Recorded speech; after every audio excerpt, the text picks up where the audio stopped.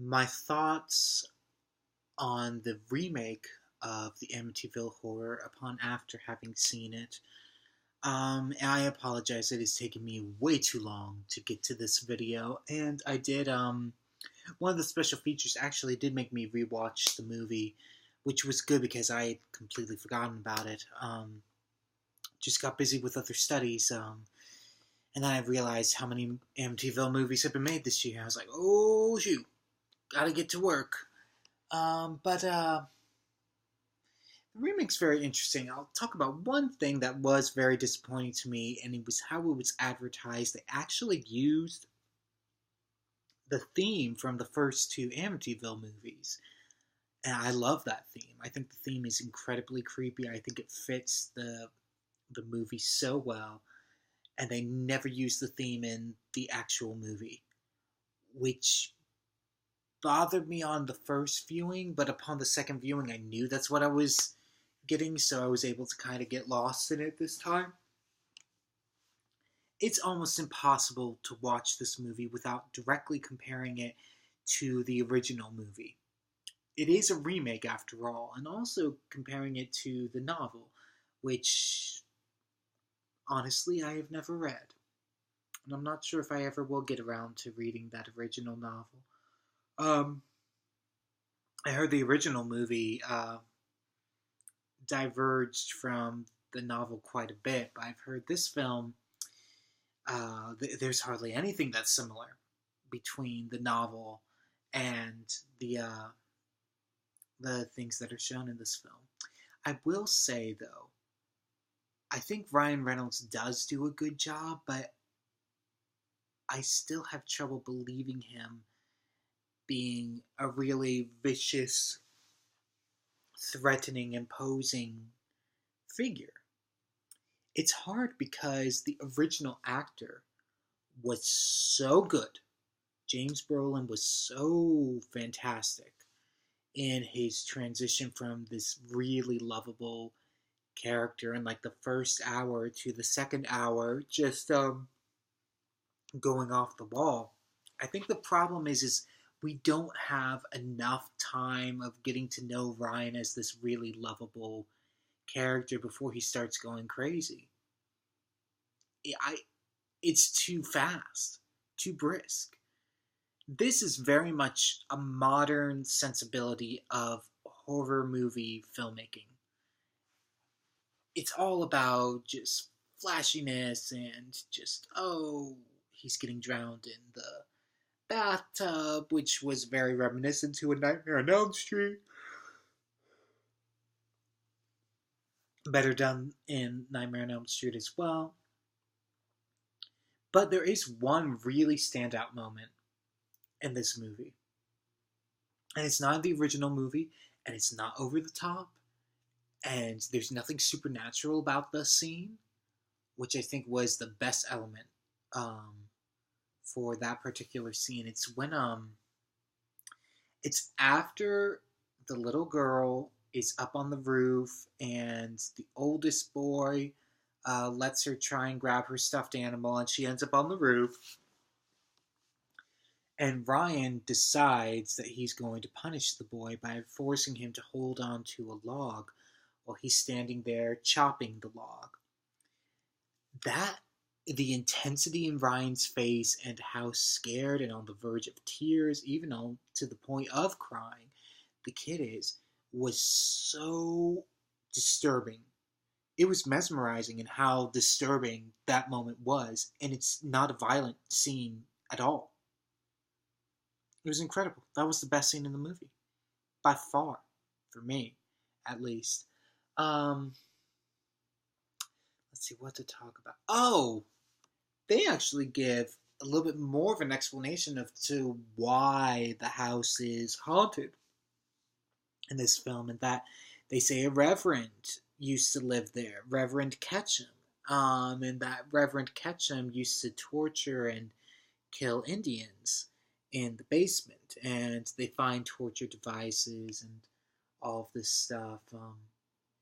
They also say that's why Jody is there. Now, if you remember, Jody in the original film was like this demonic-looking pig.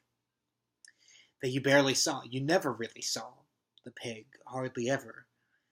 Jodie's actually this like manifestation of a ghost with a gunshot wound in the remake. And also they of course they did it this way because it's more of a modern movie, but the babysitter in the original film was just a normal looking girl who got scared. The babysitter in this film looks like she's on spring break. She's showing a lot of skin, which this is not the actress's fault. It's not the film director's fault. It's like not even the screenwriter's fault. I think this was a decision on the producer's part to make the babysitter character more appealing to a modern sensibility. Is this necessary? No. But is it an interesting twist? Yes. It is an interesting twist on the dilemma, and having the babysitter be such a bad babysitter that Jodie wants to punish her, that was an interesting turn of events. What's also very interesting is that the priest character, who really is, apart from George and Kathy Lutz, the main character of the original film. It's those three who are the main character. The priest is hardly in the movie, but he's there, and they have the famous him getting covered in flies scene, which of course in the remake is a lot more over the top, and the saying of "get out" is nowhere near as cool as it is in the original film. But what was interesting is that in the original film, the priest is constantly trying to help the family. In the remake, the priest, like, you gotta deal with it yourself. I'm getting out of here. Do I agree with this choice? No. That did upset me that they made that choice, but am I angry that they made that choice? No. It's a remake. It's a retelling of the Amityville Horror story. The fact that the priest is even in there and made the cut of the movie, I'm pleased about. And while I disagreed with the portrayal of the character, how can I be upset that they had a different interpretation than what the original film did? And ultimately, when Kathy Lutz does come back to the priest which is gearing us up for the ending, he tells her kind of where to go. So in a way, he does help her. It's just not to the degree that the original Rod Sterling performance did. The movie's a lot more supernatural than the original film was.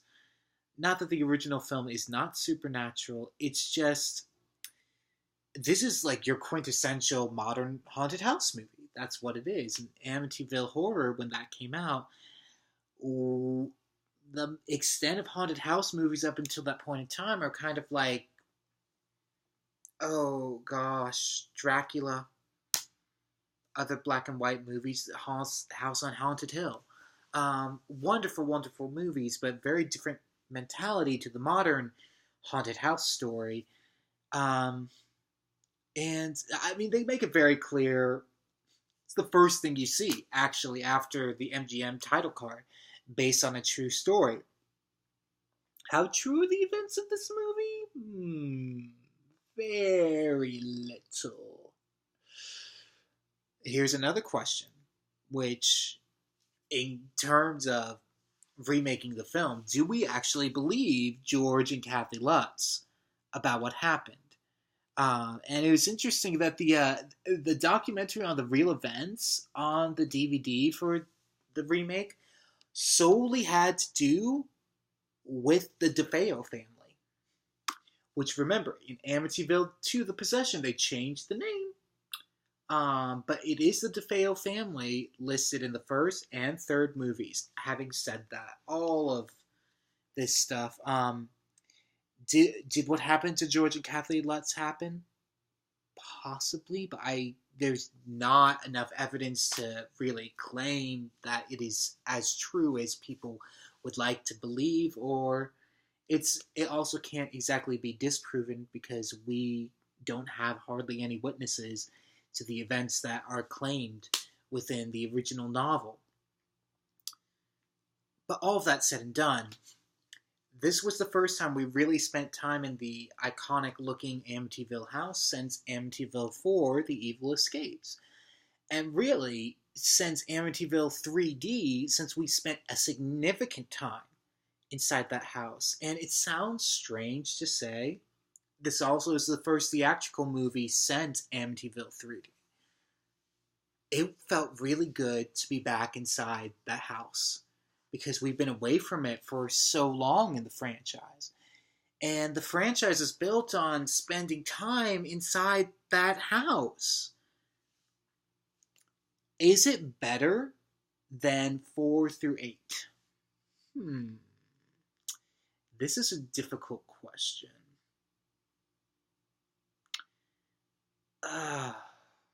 It's definitely better than 5 and 7.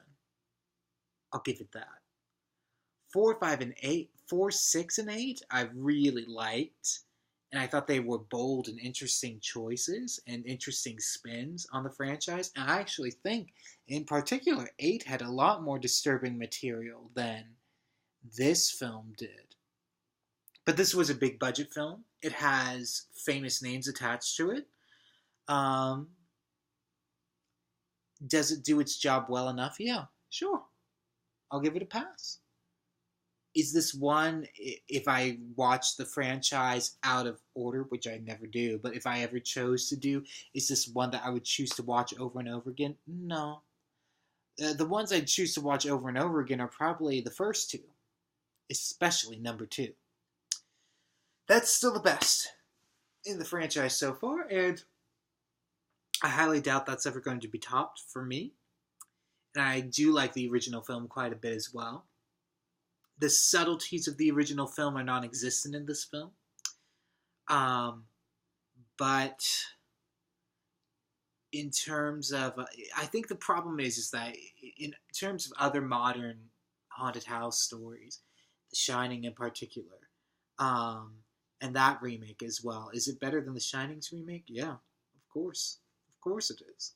But The Shining's remake wasn't a movie, it was a miniseries. So they're going to have a little bit more money than The Shining remake did. I think the film is passable. And I think if you want to see...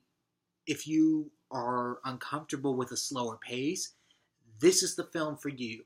If you want more of a modern mentality of how to tell horror stories, again, this is the film for you. Now, am I looking forward to the next entry? I am looking forward to it. It's been a while since I've seen an Amityville movie. I don't think it's going to be good, but I do look forward to it. And I will get you that before video tomorrow. Promise. Thanks for holding out with me, guys.